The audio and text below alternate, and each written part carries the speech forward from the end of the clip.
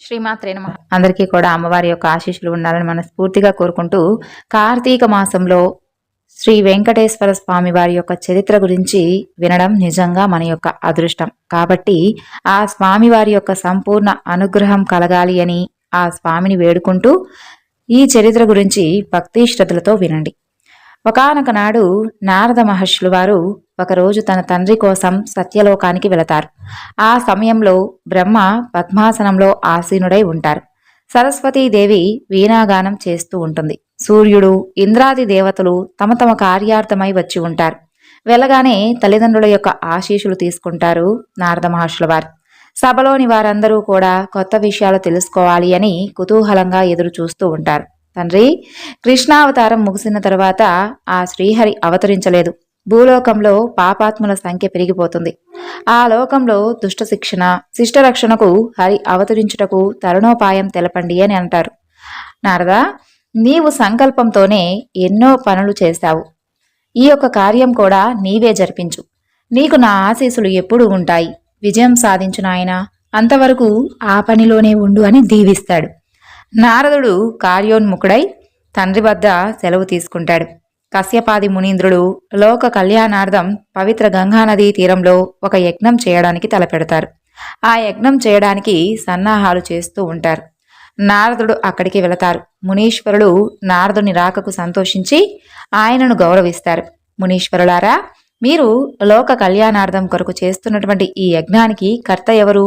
త్రిమూర్తులలో ఎవరికి ఈ ఫలాన్ని సమర్పిస్తున్నారు తెలుపండి.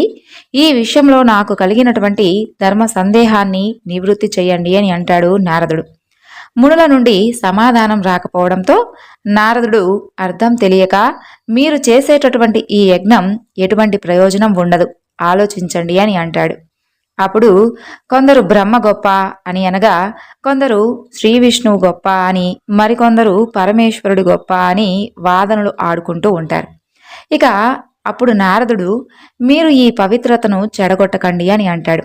కశ్యపుడు, మహాత్మా, కాబట్టి మీరే సెలవియచ్చు కదా అని అంటాడు. మహర్షి, త్రిమూర్తులలో ఎవరు సత్వగుణ ప్రధానులో వారికే సమర్పించండి. అందుకు మహాజ్ఞాని, తపస్శాలి అయినటువంటి భృగు మహర్షిని పంపించండి అని అంటాడు.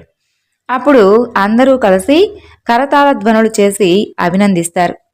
ఈ దెబ్బకు భృగు మహర్షి గర్వం అణిచివేత జరుగుతుంది అని నారదుడు కూడా సంతోషిస్తాడు. అయితే భృగు మహర్షి యొక్క గర్వం ఏ విధంగా పోతుంది అనేటటువంటి విషయం గురించి తెలుసుకుందాం. యజ్ఞం యొక్క ఫలం ఎవరికి ఇవ్వాలో పరీక్షించడానికి భృగు బయలుదేరతాడు. ముందుగా సత్యలోకానికి వెళ్లేసరికి ఆయన తండ్రి గారైనటువంటి బ్రహ్మ ఎంతసేపు కూడా తనకు కూర్చోవడానికి ఆసనం కూడా ఇవ్వకపోతే భృగువుకు కోపం వస్తుంది. నాకు గౌరవం ఇవ్వలేదు, నేను వచ్చినటువంటి పని తెలుసుకునేందుకు ప్రయత్నం కూడా చేయలేదు, నాలాంటి పండితుణ్ణి అవమానం చేశావు, కాబట్టి నీకిదే నా శాపం. నీవు భూలోకంలో పూజలు జరగకుండా ఉండేందుకు నేను నిన్ను శపిస్తున్నాను అని శపిస్తాడు. ఆ తర్వాత మరలా కైలాసానికి వెళ్తాడు. అక్కడ శివపార్వతులు నృత్యం చేస్తూ ఉంటారు. నందీశ్వరుడు, భృంగీశ్వరుడు, చండీశ్వరుడు, ప్రమదగణాలు శివనామస్మరణలో తేలిపోయి ఉంటారు. ఇక కైలాస పర్వతం అంతా కూడా ప్రణవనాదంతో మార్మోగిపోతూ ఉంటుంది. భృగువు శివుని యొక్క ఏకాంత మందిరంలోకి వెళ్ళబోతాడు. ద్వారపాలకులు అడ్డుకుంటారు. అయినా కూడా వారిని లెక్క చేయకుండా లోపలికి వెళ్ళిపోతాడు ఆయన. పార్వతీదేవి భృగు మహర్షిని చూడగానే పక్కకు వెళ్ళిపోతుంది. పరమేశ్వరుడు భృగువును చూసి, నీవు బ్రహ్మవంశంలో పుట్టావు కదా, సకల శాస్త్రాలు వేదాలు చదివిన వాడివి, మహా తెలివైన వాడివి, కనీసం మర్యాదలు కూడా తెలియకపోవడం సిగ్గుచేటు అని త్రిశూలాన్ని పైకెత్తుతాడు. అప్పుడు పార్వతి అడ్డుకుంటుంది. భృగువు కోపించి, నేను వచ్చినటువంటి పని కూడా తెలుసుకునేందుకు నీవు ప్రయత్నం చేయలేదు, కాబట్టి నన్ను శిక్షించాలని అనుకున్నావు, నీకు కూడా నాకిదే శాపం, నీ రూపానికి బదులు శివలింగాన్ని పూజలు అందుకునేలాగా నేను నీకు శాపాన్ని ఇస్తున్నానని చెప్పి అక్కడి నుండి సరాసరి వైకుంఠానికి వెళతాడు. సత్యలోకం, బ్రహ్మలోకాలలో తనకు గౌరవం ఇవ్వకుండా తననే కోపించినందుకు ఆగ్రహం మీద వైకుంఠానికి వెళ్ళిపోతాడు. ఆ తర్వాత అక్కడంతా కూడా భోగభాగ్యాలకు పుట్టినిల్లుగా లక్ష్మీప్రదమై నయనానందకారంగా ఉంటుంది వైకుంఠం. భృగువు వెళ్లేసరికి నారాయణుడు శేషునిపై శయనించి ఉంటాడు. లక్ష్మీదేవి ఆయన పాదసేవ చేస్తూ ఉంటుంది. వారిరువురు కూడా భృగువు యొక్క రాక తెలియనట్లుగా ఉంటారు. అసలే అవమాన భారంతో సతమతమవుతూ ఉంటున్నటువంటి భృగువు వేగంగా వెళ్లి విష్ణువు యొక్క వక్షస్థలంపై తన యొక్క కుడికాలితో తంతాడు. నిర్ఘాంతపోయినటువంటి లక్ష్మీదేవి కిందికి దిగుతుంది. నారాయణుడు ఒక్క ఉదుటున దిగి ఆయనను శేషతల్పంపై కూర్చోబెట్టి, మహర్షి, నా ఆభరణములు తగిలి మీ కాలికి గాయమైనదేమో అని పాదాలు ఒత్తుతూ ఆయన అరికాలిలో ఉన్నటువంటి జ్ఞాననేత్రాన్ని చితిమేస్తాడు. మహర్షి, మీరు గొప్ప తపస్సంపన్నులు, మీరు ఏ కార్యార్థం వచ్చారో కాస్త తెలియజేయండి అని అంటాడు. మహానుభావా, మీ పట్ల నా యొక్క అనుచిత ప్రవర్తనకు నేను సిగ్గుపడుతున్నాను, కాబట్టి నన్ను క్షమించండి అని వేడుకుంటాడు భృగు. మేము జరుపుకునేటటువంటి యజ్ఞఫలం మీరే స్వీకరించి మమ్మలను ఆనందింపచేయండి అని కోరుకుంటాడు. అందుకు విష్ణువు అంగీకరిస్తాడు. ఆ తరువాత ఆ వివరాలన్నీ కనుక్కొని ఆ యజ్ఞం పూర్తయ్యేసరికి ఆ ఫలాన్ని తీసుకుంటాను అని చెప్తాడు. భృగువు నైమిషారణ్యానికి వచ్చి జరిగినదంతా కూడా చెప్పి ఆ నారాయణుడే సత్వగుణ సంపన్నుడు అని చెప్తాడు. భృగువుకు మాట ఇచ్చినట్లుగా హరి యజ్ఞం చివర యజ్ఞగుండమునందు ప్రత్యక్షమై యజ్ఞ ఫలాన్ని స్వీకరిస్తాడు. ఆ తరువాత వైకుంఠానికి వెళ్ళిపోతాడు. నారాయణుని యొక్క వక్షస్థలం లక్ష్మీ నివాసం. అక్కడ భృగు మహర్షి తన్నినా అతనిని కోపగించలేదు, పైగా క్షమాపణ కూడా కోరారు. ఇది ఆమె అలుకకు కారణమైంది. ఇది ఆమె అవమానంగా భావించింది. 14 భువనాలకు అంటే అతల, వితల, సుతల, తలాతల, రసాతల, మహాతల, పాతాల, భూలోక, భువర్లోక, సువర్లోక, తపోలోక, మహాలోక, చపర్లోక, సత్యలోకములు అని అర్థం. వీటన్నిటికీ కూడా అధినేత అయినటువంటి 33 కోట్ల దేవతలకు దేవదేవుడు, 84 లక్షల జీవరాశులకు రక్షణకర్త అయినటువంటి నారాయణుణ్ణి ఇలా చేయడం భరించలేక ఆవేదన వ్యక్తం చేసింది లక్ష్మీదేవి. అప్పుడు శ్రీమన్నారాయణుడు, లక్ష్మి, భృగువు మనకు బిడ్డలాంటివాడు, పైగా మన భక్తుడు. పిల్లలు చేసినటువంటి తప్పులు తల్లిదండ్రులు క్షమించినట్లే, మన భక్తుల తప్పులు మనం క్షమించాలి కదా అని అంటాడు అనునయిస్తూ. మీరు మాటల మేధావి, మీరెన్ని చెప్పినా సరే నా మనసు మాత్రం నొచ్చుకుంది. మన రుణానుబంధం నేటితో సరి. ఇక నేను ఇక్కడ ఉండలేక వెళ్ళిపోతున్నాను. నన్నింత అవమానించినటువంటి ఆ భృగువును వదిలిపెట్టు. అతను మనల్ని వేరు చేసినటువంటి దుర్మార్గుడు కాబట్టి ఆ భృగువుకు, అతని బ్రాహ్మణ జాతికి ఇదే నా శాపం. బ్రాహ్మణ జాతి వారు దరిద్రులై విద్యలను అమ్ముకొని జీవించెదరుగాక అని శపిస్తుంది లక్ష్మీదేవి. నారాయణుడు ఎంత చెప్పినా కూడా వినిపించుకోకుండా అక్కడి నుండి వెళ్ళిపోతుంది. ఆమె అక్కడి నుండి కొల్లాపూర్ అంటే నేటి కర్ణాటక రాష్ట్రంలో అన్నమాట, అక్కడికి వెళ్ళిపోతుంది. అక్కడ తపమాచరించుకోసాగింది. నారాయణుడు భూలోకంలో ప్రవేశించి లక్ష్మీ లక్ష్మి అంటూ వెతకడం ప్రారంభిస్తాడు. కనిపించేటటువంటి జంతువులతో ఆమె గురించి వాకాబు చేస్తూ చెట్లనక, పుట్లనక, కొండలనక, కోణలనక పిచ్చివాడై తిరుగుతూ ఉంటాడు పాపం. అలా అరణ్యాలు పట్టుకుని తిరుగుతూ తిరుపతి సమీపంలో లక్ష్మీ గురించి తపస్సు ప్రారంభిస్తాడు. అప్పుడు ఆకాశవాణి సువర్ణముఖి నదీ తీరంలో తపాన్ని ఆచరించు, అప్పుడు నీకు ఉన్నటువంటి కోరిక తీరిపోతుంది అని వినిపిస్తుందన్నమాట. అక్కడ తపస్సు చేసి అక్కడి నుండి తిరుమల అంటే ఆది వరాహ క్షేత్రాన్ని చేరి ఒక చింత చెట్టు కింద పుట్టలో చేరి లక్ష్మి గురించి ధ్యానం చేస్తూ తపం ఆచరించుకోసాగాడు శ్రీమన్నారాయణుడు. ఆ తరువాత లక్ష్మీనారాయణుడు లేక వైకుంఠం కళావిహీనమైంది. ఆ విషయం తెలుసుకున్నటువంటి నారదుడు సత్యలోకానికి వెళతాడు. తన తండ్రి గారైనటువంటి బ్రహ్మ దగ్గరకు వెళ్ళి, తండ్రి, మీరు చెప్పిన విధంగా శ్రీహరిని భూలోకం వెళ్లే విధంగా చేసి లక్ష్మీనారాయణులను వేరు చేశాను. ఎప్పుడూ కూడా ఐశ్వర్యంతో కలకలలాడుతూ ఉన్నటువంటి వైకుంఠం దరిద్రంలో మునిగిపోయింది. లక్ష్మీమాత కొల్హాపురంలో తపాన్ని ఆచరించుకుంటూ ఉంది. నారాయణుడు వెంకటాచలంలో పుట్టలో క్షీణించి ఉన్నారు. మీరు ఎలాగైనా సరే ఆయనను కాపాడాలి అని ప్రార్థన చేస్తాడు. సరే నారద, ఈ విషయం లక్ష్మీదేవికి వెళ్ళి చెప్పు అని నారదుణ్ణి పంపిస్తాడు. ఆ తరువాత ఆయన శివుని వద్దకు వెళతాడు. నారాయణునికి మనం ఆహారం ఇవ్వాలని నిర్ణయించాం. మనం ఇద్దరం ఆవు దూడలుగా మారి ఆయనకు క్షీరాన్ని ఇచ్చినా బాగుంటుంది అని నాకు అనిపిస్తుంది అని చెబుతాడు. శివుడు అంగీకారాన్ని తెలుపుతాడు. నారదుడు లక్ష్మి వద్దకు వెళ్ళి, అమ్మా, ఐశ్వర్యానికి ఆలవాలైనటువంటి మీరు ఇలా నారచీరలు ధరించి సామాన్య స్త్రీ వలె తపస్సు ఎందుకు చేస్తున్నారు అని అంటాడు. నారదా, నేను భృగు మహర్షి చేసినటువంటి అవమానం మరిచిపోలేదు, అందుకే ఈ తపస్సు అని అంటుంది. తల్లి, అక్కడ నారాయణుడు నిద్రాహారాలు మాని నిన్ను కలవరిస్తూ శేషాచలం అడవుల్లో ఒక పుట్టలో ఉన్నారు. మీరు బ్రహ్మరుద్రులతో వెళ్ళి ఆయనను కాపాడండి అని చెప్పి వెళ్ళిపోతాడు.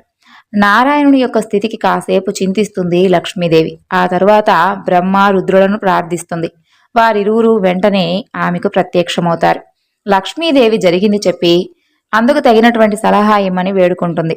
అప్పుడు జగన్మాత, మేము ఆవు దూడలుగా మారతాము, మీరు గొల్లబామగా ఆ రూపంలో వచ్చి మమ్మల్ని చంద్రగిరి రాజులైనటువంటి చోళరాజుకు విక్రయించండి, మేము క్షీరాన్ని నారాయణుడికి ఇస్తాము అని చెబుతారు. బ్రహ్మ ఆవుగాను, పరమేశ్వరుడు దూడగాను, లక్ష్మీదేవి గొల్లబామ వలె మారిపోతారు.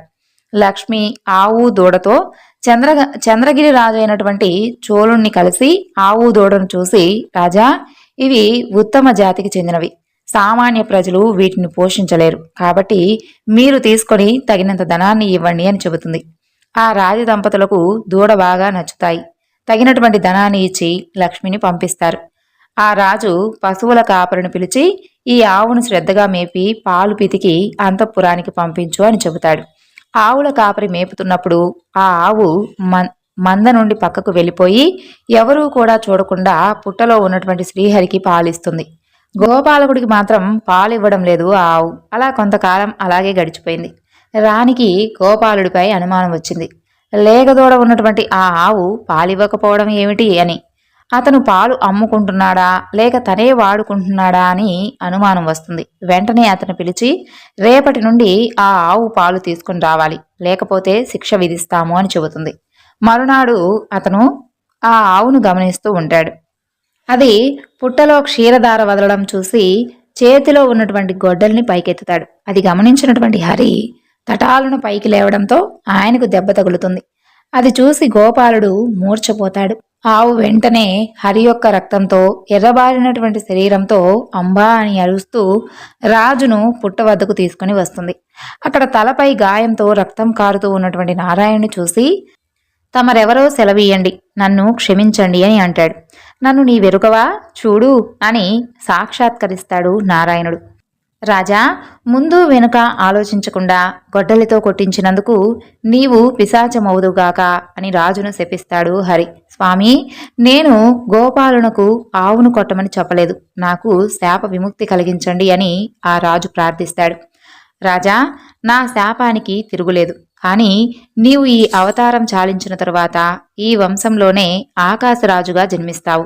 నీ కుమార్తె పద్మావతిని నేను వివాహం చేసుకుంటాను. నీవు నాకు వజ్ర కిరీటం చేయిస్తావు. ఆ తరువాత నీకు మోక్షం కలుగుతుంది అని చెబుతాడు. ఆ తరువాత మూర్ఛ నుండి లేచినటువంటి గోపాలుడు తనను కూడా క్షమించమని ప్రాధేయపడ్డాడు. నీకు నేను వరం ఇస్తున్నా. నేను ఈ లోకంలోకి వచ్చిన తరువాత నేను చూసినటువంటి మొదటి వ్యక్తివి నీవే. నేను త్వరలో ఇక్కడ శ్రీనివాసునిగా అవతరించబోతున్నాను. ప్రతిరోజు కూడా నా మొదటి దర్శనం మీ వంశం వారికే అని చెబుతాడు. గోపాలకుడి వలన గాయపడినటువంటి నారాయణుడు గాయం మానుడుకు కావలసినటువంటి ఔషధం కొరకు వెంకటాచల అడవుల్లో తిరుగుతూ ఉంటాడు. ఆ విషయం తెలుసుకున్నటువంటి దేవగురువు బృహస్పతి నారాయణుని వద్దకు వచ్చి, నారాయణ, భక్తుల కొరకు ఎన్ని ఇబ్బందులు పడుతున్నారు, మీ గాయం తగ్గడానికి కావలసినటువంటి ఔషధం చెబుతాను, వాడి చూడండి. జిల్లేడు పత్తిని మేడి పాలలో తడిపి గాయంపై పట్టుగా వేయడం వలన మానిపోతుంది అని చెప్పి వెళ్ళిపోతాడు. శ్రీహరి మేడు చెట్టును వెదుగుతూ పోతూ ఉండగా ఒక వర్ణశాల కనిపిస్తుంది. లోపల కృష్ణుడి భజన జరుగుతూ ఉంటుంది. బాధతో హరి అమ్మా అని పెద్దగా అరుస్తాడు. భజన చేస్తున్నటువంటి వకులమాతకు కృష్ణుడే వచ్చాడు అని పరుగున బయటకు వచ్చి హరిని చూసి లోపలికి తీసుకుని వెళుతుంది. దేవగురువు చెప్పినటువంటి మందు గురించి చెబుతాడు. ఆమె ఆ మందు వేసి కట్టుకట్టి తినడానికి ఫలాలను అందిస్తుంది. ఆయనకు బడలిక తగ్గే వరకు విశ్రమించమని చెబుతుంది. ద్వాపర యుగంలో శ్రీకృష్ణ నిర్యాణ సమయంలో యశోద అక్కడికి వెళుతుంది. కృష్ణ, నీ బాల్యం నాకు ఎంతో ఆనందం, సంతోషాన్ని కలిగించింది. కానీ నీ వివాహం చూడాలని ఎంతో కోరికగా ఉండేది. నాకు ఆ భాగ్యాన్ని కలిగించవు కన్నయ్య అని అంటుంది. అప్పుడు కృష్ణుడు, అమ్మా, నేను కలియుగంలో వెంకటేశ్వరునిగా అవతరించి నీ కోరిక తప్పక తీరుస్తాను. నీవు వకులమాతగా జన్మించి ఆది వరాహస్వామి వారిని సేవిస్తూ ఉంటావు. అప్పుడు ఈ కోరిక తీరుస్తాను అని వరం ఇస్తాడు. అనతి కాలంలోనే ఆమె వకులుగా జన్మిస్తుంది.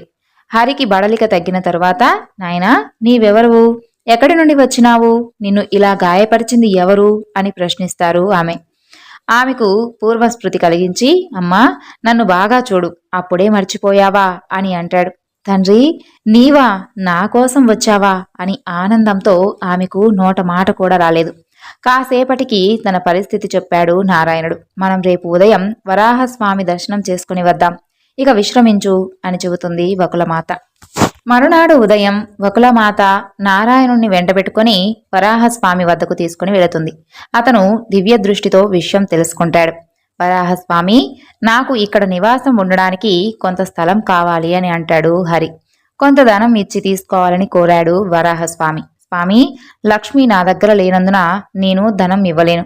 నా భక్తులు మొదట మీ దర్శనం చేసుకున్న తర్వాత నన్ను దర్శించుకుంటారు. మీకు మొదట నైవేద్యం పెట్టిన తరువాతే నాకు సమర్పిస్తారు అని చెప్పగా అందుకు వరాహస్వామి అంగీకరిస్తారు. 100 అడుగుల స్థలాన్ని శ్రీహరికి ఇస్తాడు. ఆయన వద్ద సెలవు తీసుకొని హరి, వకులమాత అక్కడి నుండి వర్ణశాలకు చేరతారు. చేరిన తరువాత శ్రీహరితో నిన్ను ఏ పేరున పిలవాలి అని అంటుంది వకుల. హరి, నీ ఇష్టమైనటువంటి పేరు మీద నీవు ఏ పేరైతే అనుకుంటున్నావో ఆ పేరే పిలువమ్మా అని చెబుతాడు. నేటి నుండి నీకు శ్రీనివాసుడు అని పేరు పెడుతున్నా అని అంటుంది వకులమాత. అలా హరి శ్రీనివాసుడయ్యాడు నాటి నుండి. తిరుపతికి 30 మైళ్ళ దూరంలో ఉన్నటువంటి నారాయణపురం రాజధానిగా చేసుకుని సుధర్ముడు అనేటటువంటి రాజు పరిపాలన చేస్తూ ఉంటాడు. శ్రీహరి శాపం వలన పిశాచంగా మారినటువంటి చోళరాజు స్వల్పకాలంలో శరీరం చాలించి సుధర్మునికి ఆకాశరాజు అనేటటువంటి కుమారుడుగా జన్మించాడు. రాజదంపతులు సుధర్ముణ్ణి అల్లారు ముద్దుగా పెంచుకుంటూ ఉండేవారు. అలా ఒకనాడు వేటకు వెళ్ళినటువంటి సుధర్ముడు అలసిపోయి కపిల తీర్థం దగ్గర విశ్రాంతి తీసుకోవాలని కూర్చొని ఉంటాడు. అదే సమయంలో నాగకన్య అక్కడికి స్నానం చేయాలని వస్తుంది. ఆమెను చూసినటువంటి రాజు ఇష్టపడతాడు. వెంటనే గాంధర్వ వివాహం చేసుకుంటాడు. వారిరువురికి జన్మించిన వాడు తొండమానుడు. సుధర్ముడు ఆకాశరాజుకు రాజ్యాన్ని తొండమానుణ్ణి అప్పగించి కన్నుమూస్తాడు. ఆకాశరాజు ధర్మం తప్పకుండా పాలన చేస్తూ ఉంటాడు. ఆకాశరాజు భార్య ధరణీదేవి ప్రజలందరినీ కూడా కన్నబిడ్డలుగా భావించేది. కానీ ఆయనకు పిల్లలు లేరు. ఈ చింత వారిని బాధ పెడుతూ ఉండేది. అలా ఒకరోజు వారు తమ కులగురువైనటువంటి సుఖమహర్షిని ఆహ్వానిస్తారు. ఆయనకు పాద పూజ చేస్తారు. ఆ తరువాత తమకు ఉన్నటువంటి వేదన తొలగించమని ప్రార్థిస్తారు. రాజా, పుత్రకామేష్టి యాగం చేస్తే తప్పకుండా సంతానం కలుగుతుంది అని చెబుతాడు. మంచి ముహూర్తం ఖరారవుతుంది. బ్రాహ్మణులను రావించి కావలసినటువంటి ఏర్పాట్లు చేస్తారు. యాగశాల కోసం భూమిని బంగారు నాగలితో దున్నుతూ ఉండగా నాగలికి ఏదో తగిలినట్లుగా అనిపిస్తుంది. అది ఒక పెద్ద పెట్టె. అందులో ఒక పద్మంపై ఉన్నటువంటి ఒక పసిపాప కనిపిస్తుంది. వెంటనే ఆకాశంలో మెరుపు. అందు నుండి ఆకాశవాణి ఇలా వినిపిస్తుంది. రాజా, నీ యొక్క పూర్వజన్మ సుకృతం వలన ఈమె నీకు లభ్యమైంది. ఈమె వలన నీ వంశం తరిస్తుంది. ఈ మాట తథ్యం. అక్కడ ఉన్న వారందరూ కూడా ఆ మాటలను విని సంతోషం వ్యక్తం చేశారు. ఆ తరువాత యాగాన్ని రాజదంపతులు భక్తి శ్రద్ధలతో పూర్తి చేసుకున్న తరువాత సుఖమహర్షితో రాజమందిరానికి వెళ్లారు. మహర్షి, ఈ బిడ్డకు మీరు నామకరణం చేయించండి అని కోరుకుంటారు. రాజా, పద్మంలో మనకు కనిపించింది కాబట్టి పద్మావతి అని పేరు పెట్టండి అని చెబుతాడు. వారు పద్మావతి అని పేరు పెట్టారు. ఆ పాపను అల్లారు ముద్దుగా పెంచుతూ ఉండేవారు. కొద్ది కాలంలోనే వారికి వసుదాముడు అనేటటువంటి కుమారుడు కూడా జన్మిస్తాడు. ఇరువురు పిల్లలను అల్లారు ముద్దుగా చూసుకుంటూ ఉండేవారు. పద్మావతి శుక్లపక్ష చంద్రుని వలె దినదిన ప్రవర్ధమానమై సకల విద్యలను నేర్చుకుంది. 14 సంవత్సరాలకే యుక్త వయసుకు వచ్చింది. ఒక శుక్రవారం గౌరీ పూజ చేసిన తరువాత చెలికత్తెలతో ఆడుకుంటూ ఉంటుంది. నారదుడు నారాయణ నామాన్ని జపిస్తూ అక్కడకు వస్తాడు. ఆయనకు నమస్కారం చేసి ఆసనంపై కూర్చోపెట్టి అతిథి మర్యాదలు చేసింది. ఆయన సంతోషించి, అమ్మా, ఒక్కసారి నీ చెయ్యి చూపు, నీకు భవిష్యత్ తెలియజేస్తాను అని అంటాడు. ఆమె చెయ్యి చూసి, నీ చేతిలో పద్మ, ధ్వజ, మత్స్యరేఖలు ఉన్నాయి. నారాయణుడే నీకు భర్త అవుతాడు. శీఘ్రమే కళ్యాణ ప్రాప్తిరస్తు అని ఆశీర్వదించి వెళతాడు. వకులమాత పరిచర్యలతో చాలా కాలం గడిచిపోయింది. ఒకరోజు శ్రీనివాసుడు తల్లితో, అమ్మా, నాకు వేటకు వెళ్లాలని ఉంది, అనుమతి ఇవ్వాలి అని కోరుకుంటాడు. శ్రీనివాస, ఈ అడవిలో క్రూర మృగాలు ఉన్నాయి. నాకు భయంగా ఉంటుంది. నీవు మరలా వచ్చే వరకు అని అంటుంది. అమ్మా, నా గురించి నీకు తెలుసు కదా, ఈ చిన్న కోరిక తీర్చమ్మా అని అంటాడు. అలాగే అని తల ఊపుతుంది వకుల. శ్రీనివాసుడు ధనుర్బాణాలతో వేటగాని వస్త్రాలు ధరించి తల్లి ఆశీస్సులు తీసుకుని అరణ్యంలోకి ప్రవేశిస్తాడు. శ్రీనివాసుడు ధనుష్టాంకారం చేస్తాడు. ఆ యొక్క శబ్దం పిడుగులు పడినట్లుగా ఉంటుంది. దాంతో మృగాలన్నీ కూడా వాటి యొక్క నివాసాలకు పరుగులు తీస్తాయి. పదునుగల బాణాలతో ఏనుగులను తరిమేస్తాడు. అడవి పందులను, సింహాలను సంహారం చేస్తాడు. ఇంతలో ఒక మదపు టేనుగు గీంకార ధ్వని వినిపిస్తుంది. ఆ ధ్వని వచ్చిన వైపు వెళ్లి దానిని పరిగెత్తుతూ వెంబడి అది కష్టం అనిపించి బ్రహ్మను తలచగా ఆయన ఒక శ్వేతాశ్వంని పంపిస్తాడు. దానిని అధిరోహించి వెంబడిస్తాడు. అది చాలా దూరం తిప్పి శ్రీనివాసునకు ఆ తర్వాత కనిపించలేదు. అప్పటికే అలసిపోయినటువంటి శ్రీనివాసుడు కాసేపు అలసట తీర్చుకునేందుకు కాసేపు అలా ఆగుతాడు. సమీపంలో ఉద్యానవనం కనిపిస్తుంది. ఆ లోపలకు ప్రవేశిస్తాడు. అక్కడ ఉన్నటువంటి కోనేటిలో అశ్వానికి నీళ్లు తాగించి తాను కూడా తాగి విశ్రాంతి తీసుకునేందుకు ఒక మహాబోధి వృక్షం కింద విశ్రమిద్దాము అని చెప్పి వెళుతూ ఉంటే మధురానుభూతిని కలిగించేటటువంటి గానం వినిపిస్తుంది. అంతలో పద్మావతి చెలికత్తెలతో అక్కడికి వస్తుంది. ఆమెను చూసి భూలోకంలో ఇంతటి సౌందర్యవంతులు ఉన్నారా అని ఆశ్చర్యపోతాడు. ఆమె చెలికత్తెలతో అతనెవరో ఇక్కడికి ఎందుకు వచ్చాడో కనుక్కోండి అని చెలికత్తెలను పంపిస్తుంది. వారు శ్రీహరి దగ్గరకు వెళ్ళి తమరెవరు, ఇక్కడికి ఎందుకు వచ్చారు అని ప్రశ్నిస్తారు. నేను ఒంటరి వాడిని, శేషాచలం నా నివాసం అని చెబుతాడు. పద్మావతి అతనిని సమీపిస్తుంది. ఆమెతో శ్రీనివాసుడు మీ యొక్క నామం ఏమిటి, మీ తల్లిదండ్రులు ఎవరు అని ప్రశ్నిస్తారు. నేను ఆకాశరాజు కుమార్తెను, నా తల్లి ధరణీదేవి అని చెబుతుంది. ఆ తరువాత మీ యొక్క రూపురేఖలు నన్ను ఎంతగానో ఆకర్షించాయి. నీవు నా కోసమే జన్మించావు. నిన్ను చూడకుండా నేను ఉండలేను. నీకు కనుక ఇష్టమైతే వివాహం చేసుకుంటాను అని చెబుతాడు. పద్మావతి కోపంతో వేటగానివైనటువంటి నీవెక్కడా, మహారాజు కుమార్తెనైనటువంటి నేనెక్కడా, పిచ్చి ప్రేలాపనాలు మాని వెళ్ళిపోండి అని అంటుంది. అప్పుడు రాకుమారి మీరు లేకుండా నేను వెళ్ళను అని అనగానే ఆమె ఆగ్రహంతో చెల్లులకు సైగ చేస్తుంది. వారు అతనిని రాళ్లతో కొట్టగా ఆ దెబ్బలకు అశ్వం చనిపోతుంది. గాయాలతో రక్తం కారుతూ తన యొక్క నివాసంలోకి అడుగు పెడతాడు శ్రీహరి. శ్రీనివాసుడు పక్కపై పరుండి ఉంటాడు. తల్లి ఇచ్చినటువంటి పలహారం కూడా తినలేదు. వకులమాత శ్రీనివాసుడు వద్ద కూర్చొని గాయాలతో ఉన్నటువంటి శ్రీనివాసుని చూసి బాధపడుతుంది. తండ్రి, నిన్ను నా గాయపరిచింది ఎవరు అని అడుగుతుంది. ఆయన మౌనాన్ని వహిస్తారు. నాయనా, నా దగ్గర కూడా దాపరికం ఎందుకు, నేను నీ తల్లిని కానా, చెప్పు అని పదే పదే అడుగుతుంది. అప్పుడు అమ్మా, నేనొక మదపు టేనుగును వేటాడుతూ అలసిపోయి ఒక ఉద్యానవనంలో అడుగుపెట్టి కొలనులో నీరు త్రాగి విశ్రాంతి తీసుకోవాలని అనుకుంటూ ఉన్నా. అంతలో రాకుమార్తె కనిపించేసరికి ఆమెను వివాహం చేసుకుంటాను అని అన్నాను. ఆమె ఈ విధంగా కొట్టించింది అని చెబుతాడు.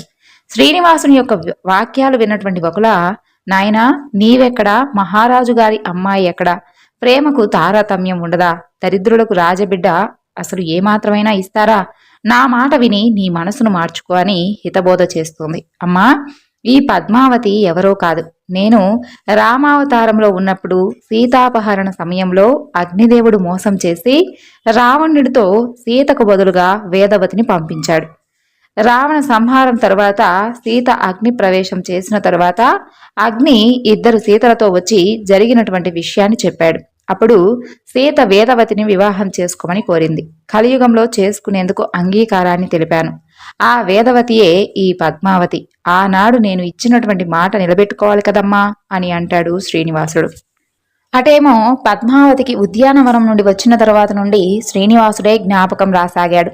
ఇక చెల్లులకు చెప్పడానికి పీడియం. తల్లికి చెబుదామంటే బికారి గురించి నీకెందుకు అని అంటుంది. తండ్రికి చెబితే తన స్థాయి కాదేమో అని అంటాడేమోనని చెప్పి ఎవ్వరికీ చెప్పకుండా నిద్రపోవడం లేదు, ఆహారము తీసుకోవడం లేదు, ఆటపాటలు లేవు. మనోవ్యాధితో మంచం ఎక్కింది. జ్వరంతో శరీరం మండుతూ ఉంది. నిద్రలో పిచ్చిగా కలవరిస్తూ ఉంది. కుమార్తె యొక్క వ్యాధి రాజదంపతులకు అంతుపట్టనదయింది. రాజవైద్యులను భూత వైద్యులను పిలిపించి మందులు ఇప్పించారు, యంత్రాలు కట్టించారు. అయినా కూడా మార్పు లేదు. దేవాలయాలలో పూజలు, అభిషేకాలు, దాన ధర్మాలు చేశారు. అయినప్పటికీ కూడా ఎలాంటి మార్పు లేదు. మనోవ్యాధికి మందు లేదు కదా. రోజు రోజుకు అనారోగ్యం ఎక్కువైపోయింది. శ్రీనివాసునికి పద్మావతిని చూసిన నాటి నుండి ఆలోచనలే ఆలోచనలు. నిద్ర కూడా పట్టడం లేదు, ఆకలి వేయడం లేదు. వేటగాని వేషంలో వెళ్ళి ఏమైనా తప్పు చేశానా, నిజ రూపంలో వెళ్ళి ఉంటే ఆమె నన్ను ఇష్టపడి ఉండవచ్చు కదా. ఇలా ఆలోచనలతోటి రాత్రంతా కూడా నిద్ర కూడా పట్టలేదన్నమాట. తెల్లవారిపోయింది. కుమారుడు బాధపడుతూ ఉండడం చూడలేక, నాయన, ఒకసారి ఆకాశరాజును నేను కలిసి వస్తాను, నా యొక్క శక్తి వంచన లేకుండా నేను నీకు కృషి చేస్తాను అని ఆమె నారాయణపురం వెళ్తుంది. శ్రీనివాసుడు బాగా ఆలోచన చేస్తాడు. వకులమాతను చూసి కుమార్తెను ఇవ్వడేమో అని భావించి ఎరుకల సానిగా మారి ఆకాశరాజు ఇంటి దగ్గర తిరుగుతూ ఉంటాడు. సోది చెప్పే ఎరుకల సానిని పిలిపించింది ధరణీదేవి. నీవు ఎరుక బాగా చెబితే నీకు మంచి బహుమతులు ఇస్తాము అని చెబుతుంది. ఎరుకల సాని రూపంలో ఉన్నటువంటి శ్రీనివాసుడు ఎదురుగా పద్మావతిని కూర్చునబెట్టి గద్దెపలకపై పసుపు కుంకుమ పెట్టి చేటలో ముత్యాలు పోయించాడు. మూల దేవతలకు మొక్కులు మొక్కి మొదలుపెట్టాడు. ఎరుకల సానిదేవి బొమ్మకు నమస్కారం చేసింది. వినాయకుడికి, వీరభద్రుడికి, త్రిమూర్తులు, కంచి కామాక్షి, మధుర మీనాక్షి, త్రిమాత్రలను, అష్టదిక్పాలకులను పూజించి మీరందరూ కూడా మా పూజలు అందుకొని ఈమె మనసులో ఉన్నటువంటి కోరిక చెప్పండి అని కోరుకుంది. అని బెత్తం కొన పద్మావతి చేతిలో ఉంచి, అందరూ దేవతలు నన్ను ఆవహించారు. నీ మనసులో ఒక చింత ఉంది, అది మంచిదా కాదా అని అడుగుతున్నావు. అది మంచిదే. అదృష్టం అంటే నీదే. ఆ నలయ పైన మనసు పారేసుకున్నావు. నీ చేతిలో కళ్యాణ రేఖ ప్రకాశిస్తూ ఉంది. ఆ వరుడు లభించునో లేదో అని దిగులు పడుతూ ఉన్నావు. ఈ బుట్టలో చూడండి, ఆ వరుడు కనిపిస్తాడు అని అంటుంది. పద్మావతి సిగ్గుతో తలదించుకుంటుంది. ముక్కోటి దేవతలు అడ్డుపడినా మీ వివాహం ఆగదు అని అనగానే పద్మావతి లేచి తన గదిలోకి వెళ్ళిపోతుంది సిగ్గుతో. ధరణీదేవి ఆశ్చర్యంగా ఇదంతా నిజమేనా అని అంటుంది.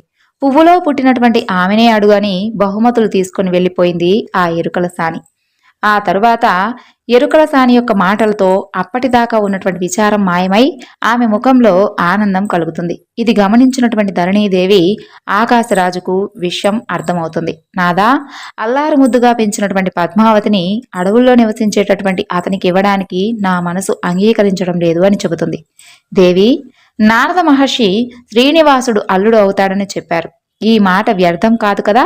సుఖమహర్షిని పిలిపించి వివరాలు మాట్లాడదామని అంటాడు. అంతలో పద్మావతి అక్కడికి వచ్చి, నేను ఆ ఉద్యానవనంలో చూసినటువంటి అతనిని తప్ప ఎవ్వరినీ వివాహం చేసుకోను, ఇది నా నిశ్చయం అని చెప్పి అక్కడి నుండి వెళ్ళిపోతుంది.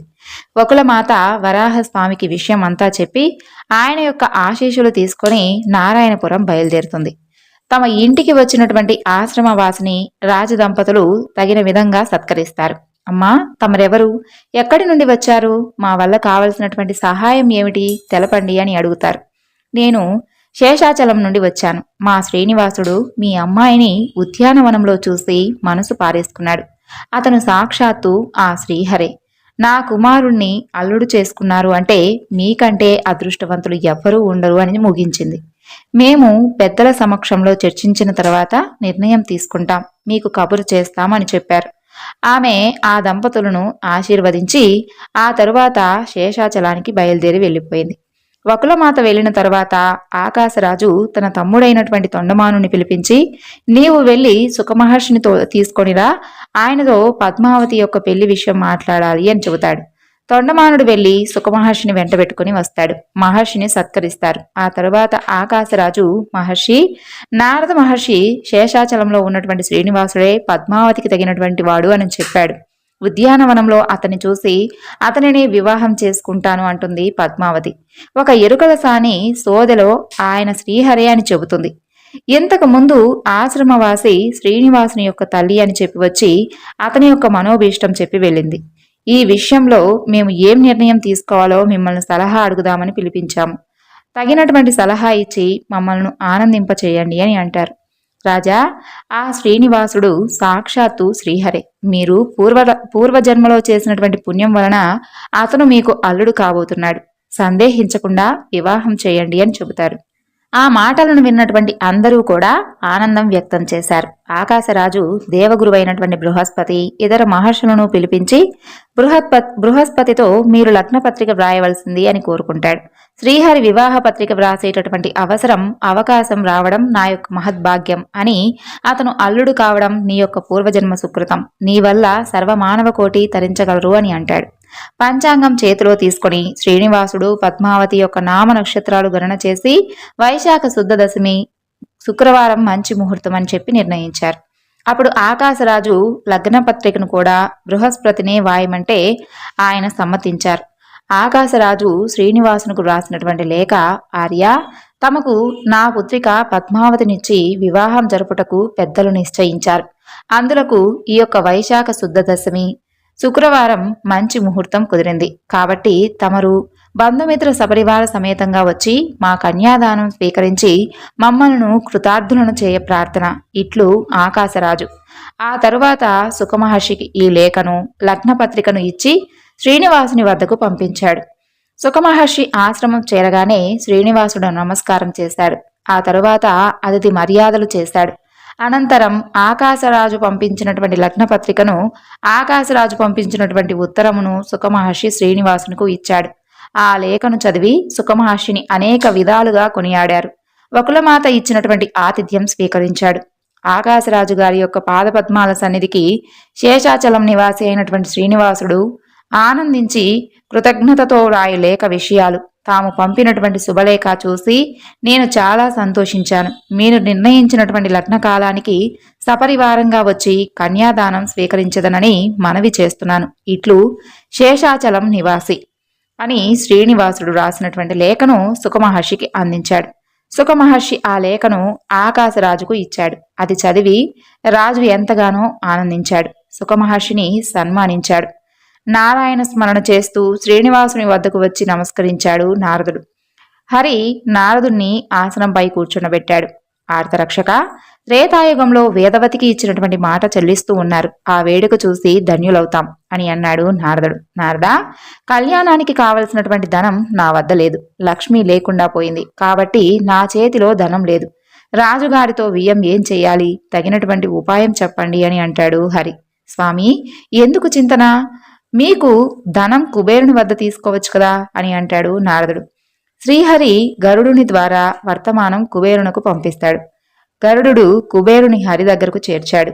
నారదుడు కుబేరుడితో, ఈ యొక్క వైశాఖ శుద్ధ దశమి శుక్రవారం శ్రీహరికి వివాహం నిశ్చితార్థం జరిగింది కదా, అందుకే నీవు ధన సహాయం చేసి ఈ కార్యాన్ని గట్టెక్కించు అనిను. కుబేరుడు అంగీకరించాడు. 3364 కోట్ల రామనిష్కములను ఇచ్చి పత్రం రాయించుకున్నాడు. అందుకు సాక్షులుగా బ్రహ్మ పరమేశ్వరుడు సంతకాలు చేశారు. కుబేరా, నీవిచ్చినటువంటి ధనానికి వడ్డీ చెల్లించి కలియుగాంతమున మొత్తం చెల్లించదనని హరి చెప్పాడు. కుబేరుడు సంతోషంగా వెళ్ళాడు. శ్రీనివాసుడు కళ్యాణానికి ధనం సమకూర్చినందుకు ఎంతో సంతోషించాడు. ఇక హరి తన సోదరుడు గోవిందరాజు స్వామివారిని పిలిచి, సోదరా, కుబేరుడు వద్దకు వెళ్లి ధనం తీసుకుని విశ్వకర్మను పిలిచి వసతి గృహాలు నిర్మించు అని చెబుతాడు. గోవిందరాజస్వామి వివాహానికి కావలసినటువంటి మందిరాలు, మండపాలు, ప్రాంగణాలు నిర్మిస్తాడు. శేషాచలం కలియుగ వైకుంఠమైంది. గోవిందరాజస్వామి చేతిలో ధనరేఖలు ఉండడం వలన ధనం ఖర్చు పెట్టినటువంటి కొద్దీ పెరుగుతూ ఉంది. అమ్మా, శుభలేఖలు ఎవరెవరికి పంపించాలి చెప్పు అని అంటాడు హరి. నాయనా, నీవు దేవదేవునివి, 14 లోకాలలో అందరికీ శుభలేఖలు పంపించు అని చెబుతుంది వకుల. గరుడికి శుభలేఖలు అందజేయాలని పంపించాడు శ్రీహరి. ఆహ్వానితులందరూ కూడా బయలుదేరి శేషాచలానికి చేరుకున్నారు. బ్రహ్మ, సరస్వతి, శివపార్వతులు, శచి, ఇంద్రుడు, నారదుడు, అష్టదిక్పాలకులు, బృహస్పతి, మహర్షులు, అప్సరసలు, వినాయకుడు మొదలైనటువంటి వారందరూ కూడా హరి యొక్క వివాహానికి విచ్చేశారు. అగ్నిదేవుడు పంచభక్ష పరమాన్నాలు అతిథులకు వడ్డించి చందన కస్తూరి తాంబూలాలు ఇచ్చి సత్కరించాడు. వాయువు పరిమళాలు వెదజల్లాడు. అనసూయ, సరస్వతి, పార్వతి నలుగు పెట్టారు. గంధర్వకాంతలు మంగళ స్నానం చేయించి పట్టు పీతాంబరాలు కట్టించి ఆభరణాలను అలంకరణ చేశారు. గరుడునిపై కూర్చొనిబెట్టారు. పరమేశ్వరుడు శంఖం పూరించగా దేవతలందరూ కూడా వారి వారి యొక్క వాహనాలను అధిరోహించారు. బ్రహ్మ వేదములు పఠించగా మంగళవాద్యములు మ్రోగుచూ ఉండగా శేషాచలం వీడిపోయారు. ఆ తర్వాత నారాయణపురం సమీపాన ఉన్నటువంటి సుఖమహర్షి ఆశ్రమానికి చేరుకున్నారు. సుఖమహర్షి శ్రీనివాసునికి నమస్కారం చేసి పాదపూజ చేసి, హరి, దయామయ, నా యొక్క ఆశ్రమాన్ని పావనం చేసి నా ఆతిథ్యాన్ని స్వీకరించండి అని వేడుకుంటాడు. అందరూ కూడా ఆ ఆశ్రమంలో తృప్తిగా భోజనాలు చేశారు. సుఖమహర్షి స్వామిని స్తుతించి సాగనంపాడు. ఆకాశరాజు నారాయణపురంలో చలువ పందిళ్లు వేయించి మంగళ తోరణాలు కట్టించి శోభాయమానంగా ఉంచారు. అందమైనటువంటి దీపాలు ఏర్పాటు చేశారు. రంగురంగుల రంగవల్లులు వేయించారు. ధరణీదేవి ముత్తైదువులను రావించి పద్మకు నలుగు పెట్టించి ఆ తరువాత పన్నీరు స్నానం చేయించారు. పట్టు వస్త్రాలు కట్టించి రత్నఖచిత ఆభరణాలను అలంకరింపచేశారు. అంతలో హరి పురప్రవేశం చేస్తున్నారు అని సేవకులు వార్త అందించారు. ఆకాశరాజు శ్రీనివాసునకు ఎదురుకోలు కావించడంతో మంగళవాద్యముల నడుమ మంత్రి సామంతాదులు వెంటరాగా శ్రీనివాసునికి ఎదురేగి ఆయనను గజవాహనంపై ఆకాశరాజు కూర్చుండబెట్టి పురవీధుల్లో ఊరేగించి విడిది మందిరంలోకి వెంటబెట్టుకుని అక్కడి నుండి తీసుకుని వెళ్ళాడు.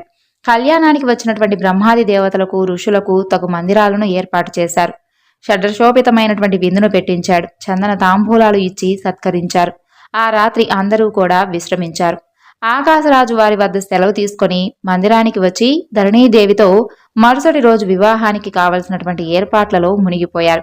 సూర్యోదయానికి ముందే వశిష్ఠ మహర్షి వివాహ సమయం ఆసన్నమైంది. మీ రాజదంపతులు వెళ్లి శ్రీనివాసునికి పాదపూజ చేయడానికి వెళ్ళండి అని వారిని పంపిస్తారు.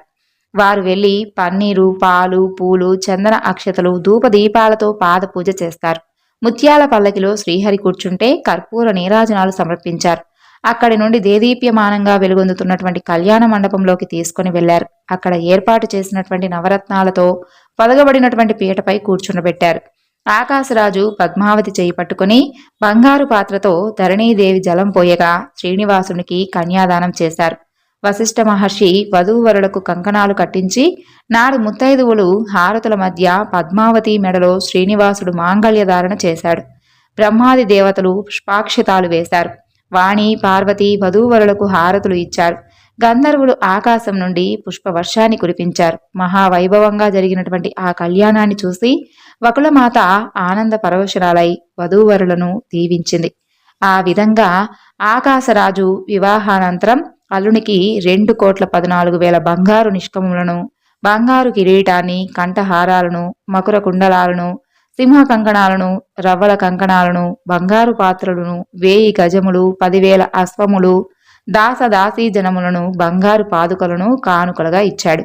పద్మావతికి పట్టు వస్త్రాలు, మణిమయ 7 వారాల నగలు, పసుపు, కుంకుమ కింద 2,000 గ్రాములు ఇచ్చారు. అతిథులకు, బ్రాహ్మణులకు తగినటువంటి సత్కారాలు చేశాడు. 5 రోజుల వివాహాంతం చాలా చక్కగా ముగిసింది. ఆకాశరాజు ధరణీదేవి పాలధారతో పద్మావతి చేతిని శ్రీనివాసుని చేతిలో ఉంచి, శ్రీనివాస, నీవు శ్రీమన్నారాయణుడవి. నీవు అల్లుడువు కావడం నా పూర్వజన్మ సుకృతం. నీవు ధర్మరక్షకుడువు. నీకు చెప్పేటంతటి వాడిని కాను. అయినా నాదొక చిన్న మనవి. ఉద్యానవనంలో పద్మావతి కొట్టించినటువంటి ఆ విషయం మనసులో పెట్టుకోవద్దు అని చెప్పాడు కుమార్తెతో. అమ్మా, అదృష్టవశాత్తు శ్రీనివాసుని ఇల్లాలయ్యావు. పుట్టింటికి మెట్టింటికి మంచి పేరు తీసుకునిరా. భర్త, అత్తమామను వారి మనసెరిగి మెలగాలి. మమ్మల్ని మరవద్దు అని చెప్పాడు. ఆ తరువాత శ్రీనివాసుడు పద్మావతి సమేతంగా గజవాహనం ఎక్కి బంధుమిత్రులు తమ తమ వాహనాలను అధిరోహించగా ప్రయాణం సాగించారు. దారిలో అగస్త్యముని ఆశ్రమంలో ఆగారు. అప్పుడాయన, హరి, 6 నెలలు నూతన దంపతులు పర్వతం ఎక్కరాదు, కాబట్టి ఇక్కడే మమ్మల్ని ధన్యులను చెయ్యండి అని అనగా అందుకు అంగీకరించారు. శ్రీనివాసుని యొక్క అనుమతి తీసుకొని శివ, బ్రహ్మాది దేవతలు తమ తమ గమ్యాలకు వెళ్ళిపోయారు. అలా పద్మావతి శ్రీనివాసుల యొక్క కళ్యాణం జరిగిన తరువాత అగస్త్యుని యొక్క ఆశ్రమంలో ఆనందంగా కొంతకాలం గడిపారు. ఈ వివరణను ఇంతటితో ముగిస్తున్నాను. సర్వం శ్రీ లలితార్పణమస్తు. స్వస్తి.